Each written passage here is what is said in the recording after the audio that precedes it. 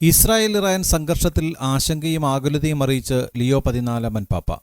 ഇന്ന് വത്തിക്കാൻ ചത്തുരത്തിൽ നടന്ന ത്രികാല പ്രാർത്ഥനയ്ക്കിടയിലാണ് പാപ്പ വീണ്ടും മിഡിൽ ഈസ്റ്റിനെ പിടിച്ചുകുലുക്കിയ സംഘർഷത്തിൽ പ്രതികരിച്ചത്. യുദ്ധത്തിന്റെ ദുരന്തം അവസാനിപ്പിക്കാൻ ലിയോ 14 പാപ്പ അഭ്യർത്ഥിച്ചു.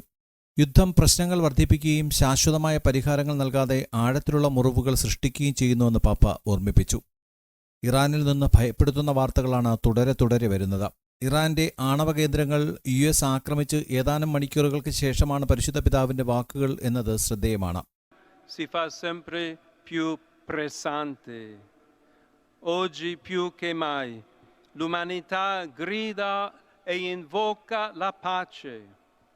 È un grido che chiede responsabilità e ragione e non deve essere soffocato dal fragore delle armi e da parole retoriche che incitano al conflitto.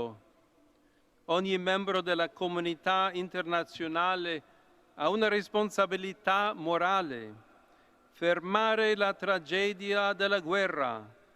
യുദ്ധത്തിന്റെ ദുരന്തം പരിഹരിക്കാനാവാത്ത ഒരു അഗാധ ഗർത്തമായി മാറുന്നതിനു മുമ്പ് അത് തടയുകയാണ് വേണ്ടത്.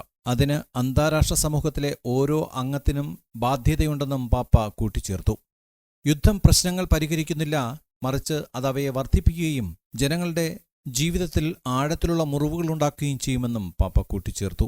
Vatican desk, Vox news.